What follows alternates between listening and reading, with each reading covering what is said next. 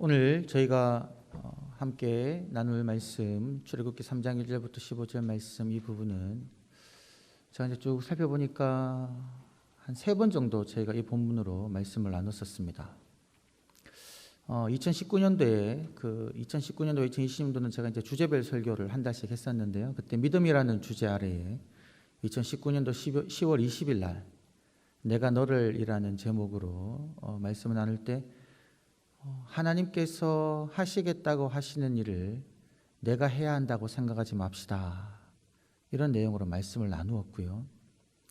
그리고 2021년도 10월 24일과 31일 날에는 이제 창세기와 출애굽기 이제 책별 강해 설교로 쭉 가고 있었는데 그때는 떨기나무라는 제목으로 하나님께서는 떨기나무와 같은 자도 사용하십니다. 라는 것으로 말씀을 나누었고요. 또 하나님께서는 아브라함의 하나님, 이삭의 하나님, 야곱의 하나님이십니다. 라는 제목으로 그렇게 말씀을 나누었었습니다. 기억나시나요? 네. 오늘은 지금 저희가 이제 올해 이제 창세기 출애굽기 강의가 마치고 고난주간부터는 지금 교회학교 공과 본문과 동일하게 주일 본문도 말씀을 나누고 있습니다. 그래서 지금 아동부부터 우리 청년부까지 그리고 이제 장년부까지 주일날은 동일한 말씀으로 말씀을 나누는데 이번 주 말씀이 또 이제 출애굽기 3장 1절부터 15절이어서 동일한 본문으로 조금 범위는 다르지만 동일한 본문으로 말씀을 증거하게 되었습니다. 그러면서 여러분 제가 말씀을 준비할 때 제 마음속에 기대감이 있었습니다. 어떤 기대감이냐면 하나님의 말씀은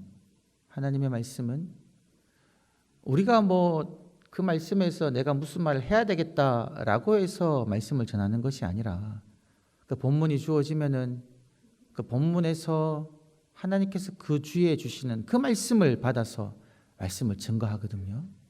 그래서 비록 동일한 본문으로 3년도 되지 않은 시기에 4번째 설교이지만 이번에는 또 어떤 말씀을 주실까라고 기대하는 마음이 있었습니다. 예전에 했던 것과 동일한 말씀을 주시면 동일한 말씀을 전하는 거죠.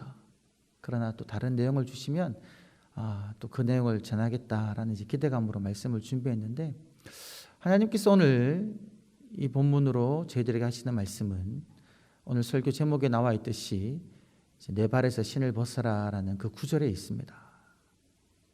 그 구절에 우리가 초점을 두고 이번 한 주간 동안은 저희가 그런 결단과 외침을 하기를 원하는데요. 무엇이냐면 저의 발에서 나의 발이죠. 저의 발에서 신을 벗겠습니다 입니다.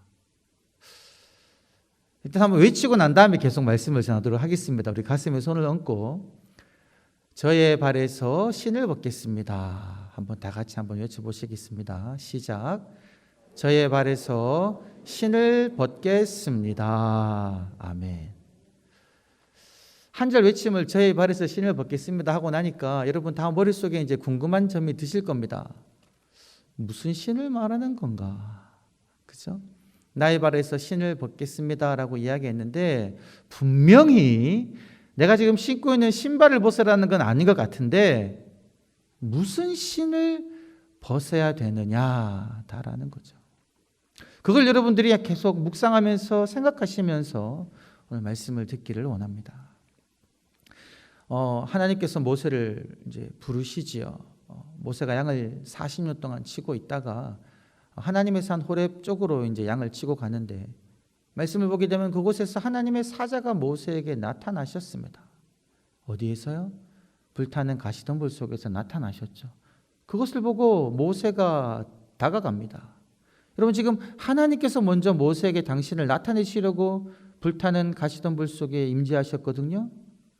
근데 모세가 다가오면 하나님이 아이고 모세야 나를 보고 왔구나라고 환영하실 것 같은데 저희도 여러분 교회학교에서 어린이 전도 주일이나 그리고 교회 우리 전체적으로 어떤 전도 축제를 하게 되면 그 축제날 새가족들이 오면 우리가 어떻게 합니까?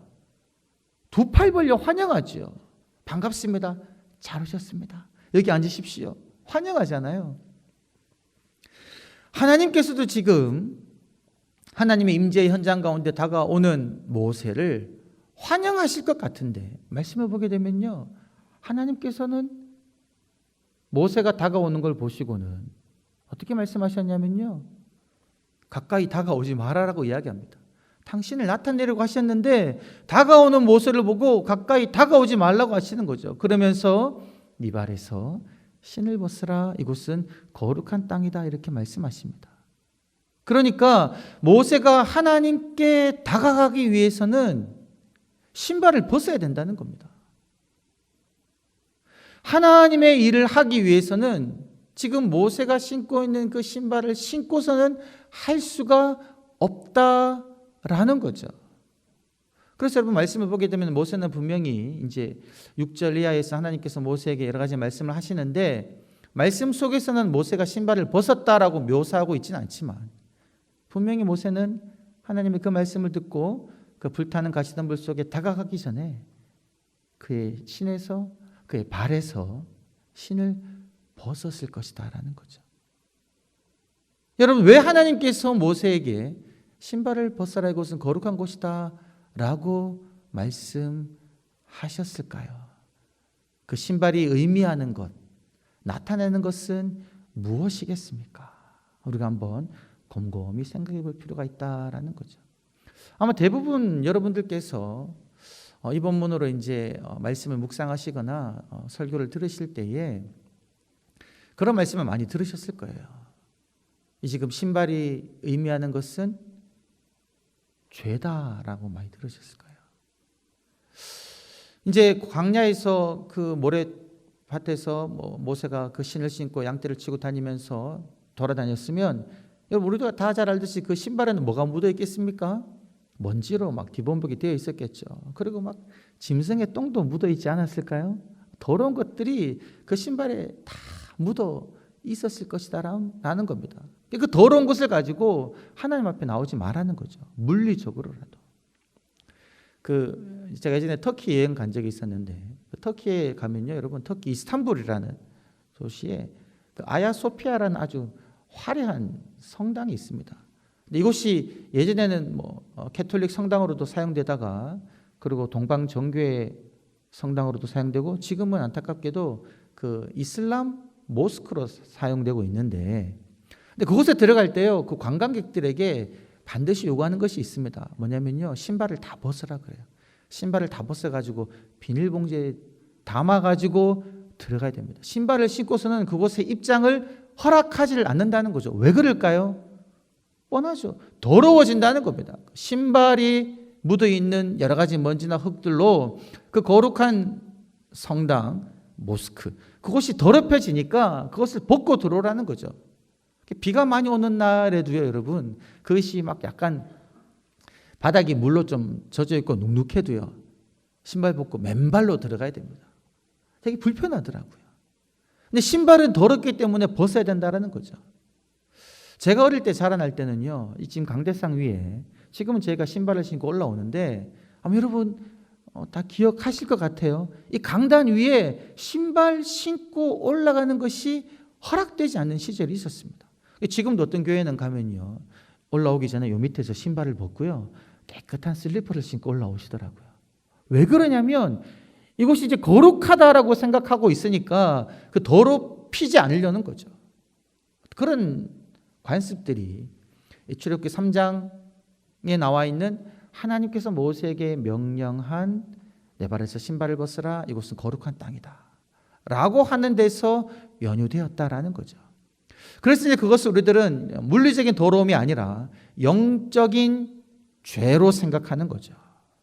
하나님의 일을 하기 위해서는 우리들이요, 우리 속에 있는 죄들을 없애야 된다는 겁니다. 죄악들을 깨끗이 해야 된다는 거죠, 여러분. 제가 예배 때마다 어떤 기도를 드리냐면 참회의 기도를 드리지 않습니까? 여러분, 참회의 기도 드릴 때에 어떤 기도를 하나님께 올려드립니까? 예배를 드리려고는 왔는데 일주일 동안 돌아보면서 내가 하나님 보시기에 하나님 기뻐하지 아니하는 여러 가지 말들이나 행동들, 그거 생각하면서 하나님께 자백하고 용서를 구하지 않습니까? 하나님께 나올 때 그런 죄를 가지고 나오기 어렵다라는 거죠. 그런데 여러분, 우리가 생각하고 있는 죄는 어떠한 것들이냐라는 거죠. 우리가 전도할 때에 사람들에게 우린 죄인이다, 죄인이기 때문에 지옥에 갈 수밖에 없다, 이런 얘기하면요 화를 내는 분들이 있습니다. 왜냐하면요 그분들은요 정말 본인이 생각할 때에 큰 죄를 짓고 살지 않았다라고 생각하거든요. 나는 법 없이도 사는 사람인데 뭐가 내가 죄인이다 라고 생각하는 사람이 있습니다.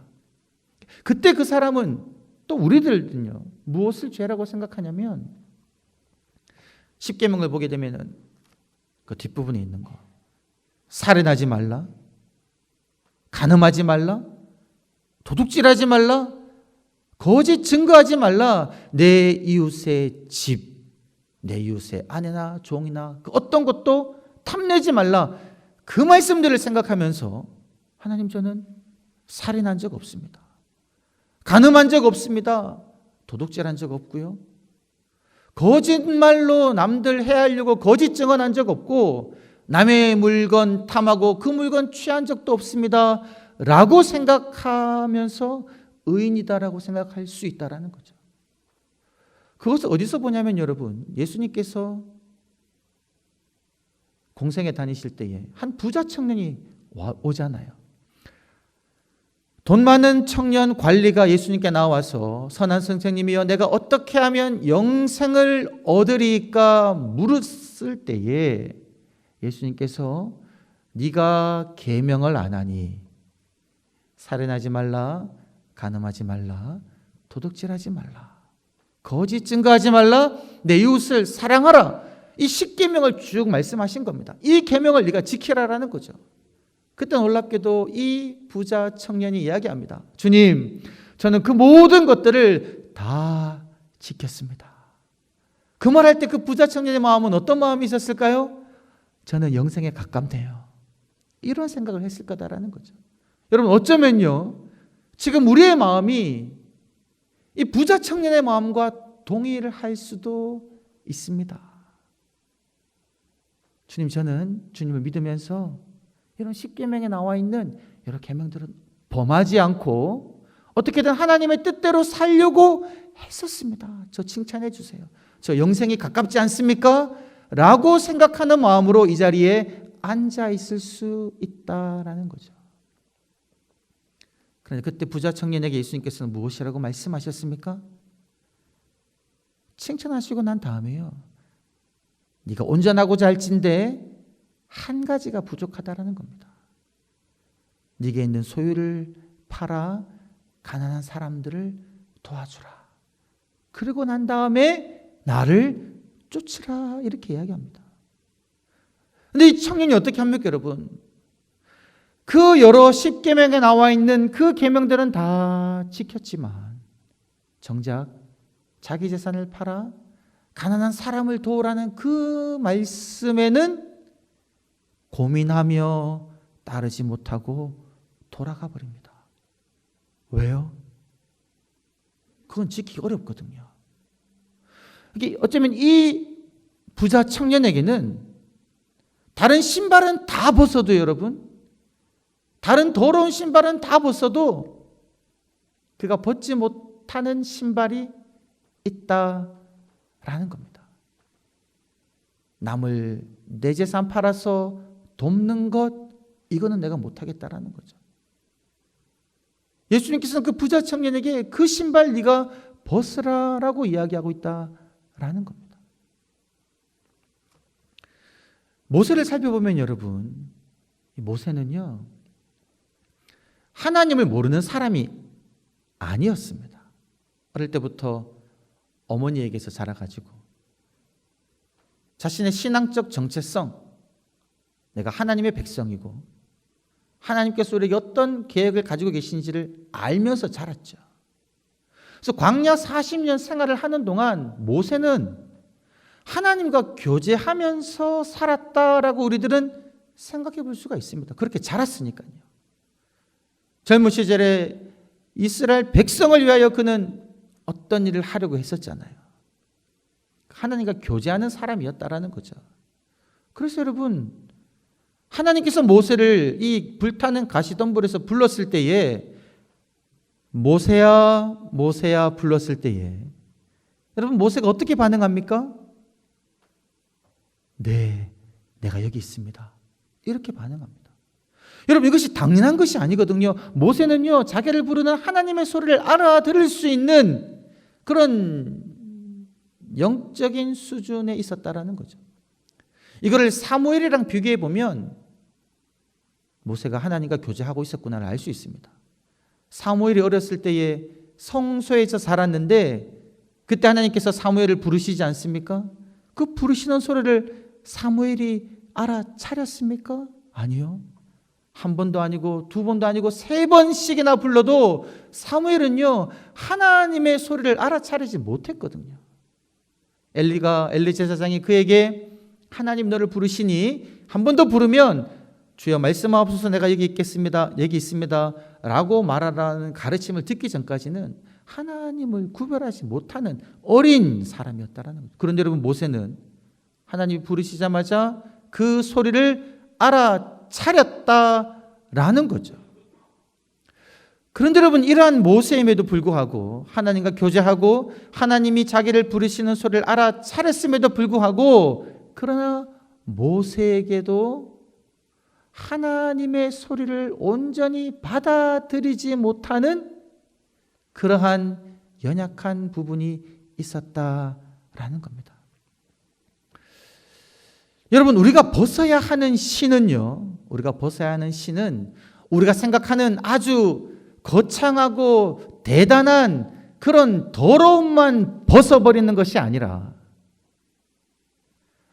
하나님이 나에게 말씀하시는, 내가 잘못하면 놓쳐버릴 수 있는, 내가 받아들일 수 없는 그러한 부분까지 받아들이고 벗는 것을 의미한다라는 거죠.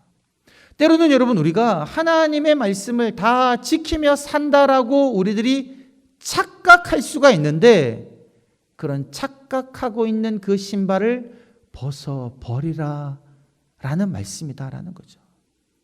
지금 모세가 그러하지 않습니까?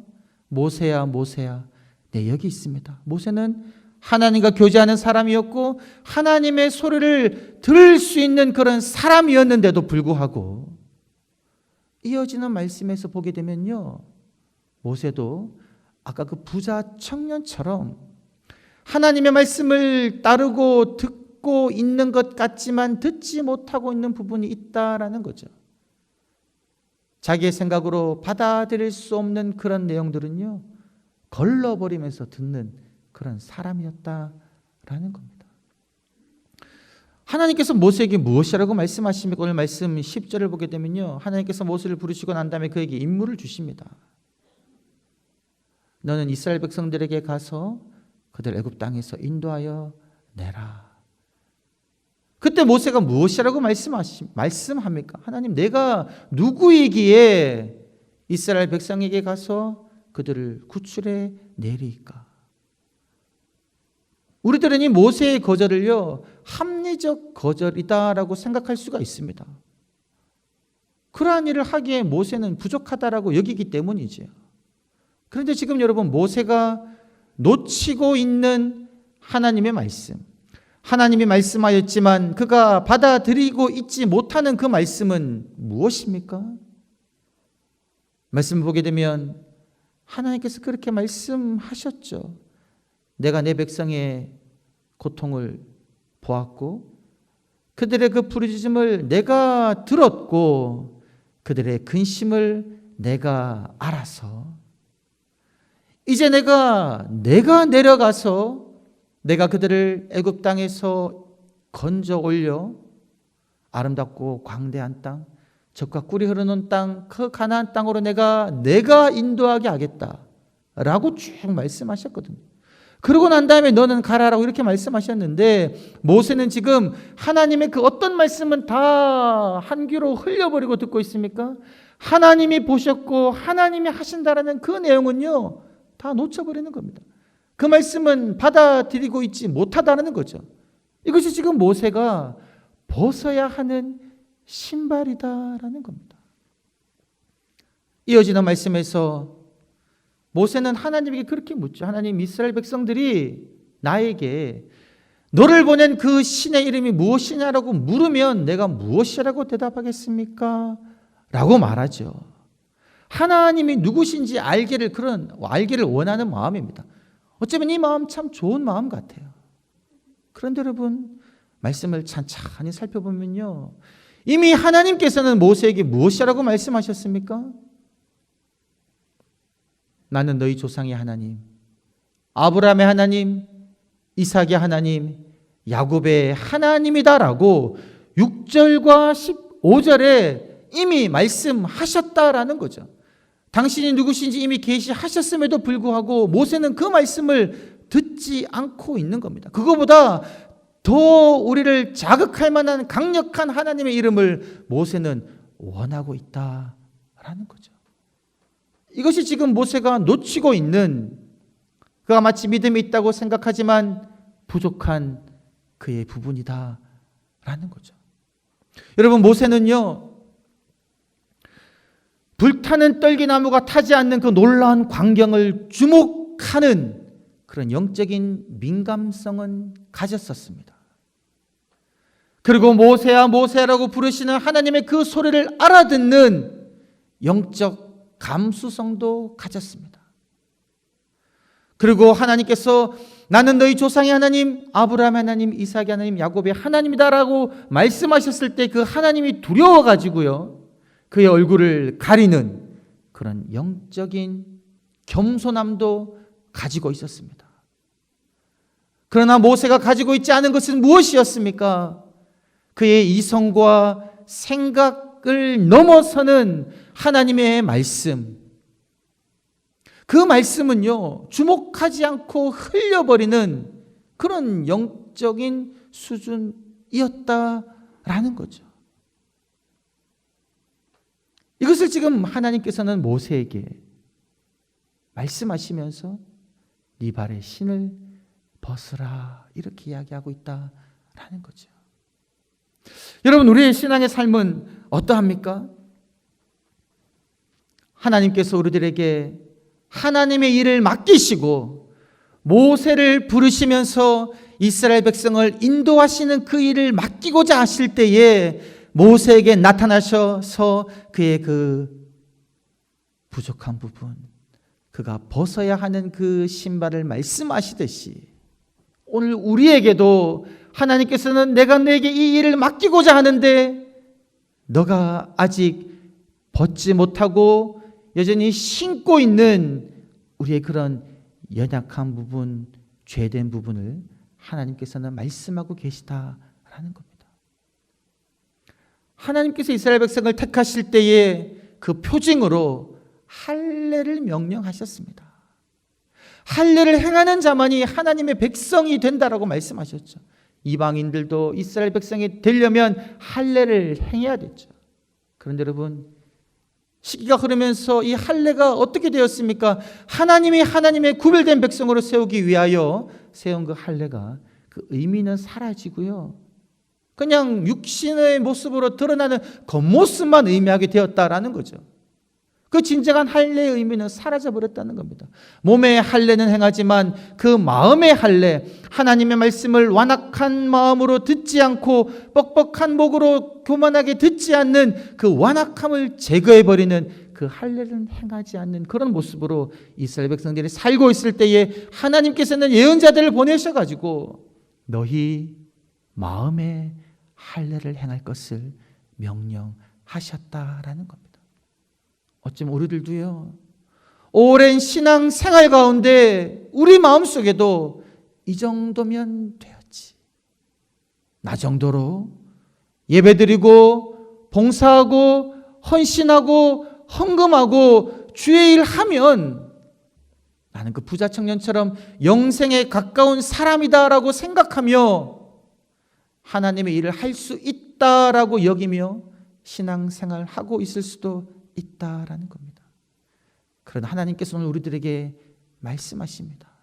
네가 벗지 못하고 있는, 네가 듣지 않고 있는 나의 말, 네가 네 마음속으로 다른 건 다 들어도 내 재산 가난한 사람에게 줄 수 없다라고 생각하는 그것, 네가 놓지 못하고 있는 그 죄악들, 그것 하나님 놓기를, 그것 벗고 하나님께 나오기를 하나님께서는 원하고 계시다라는 겁니다.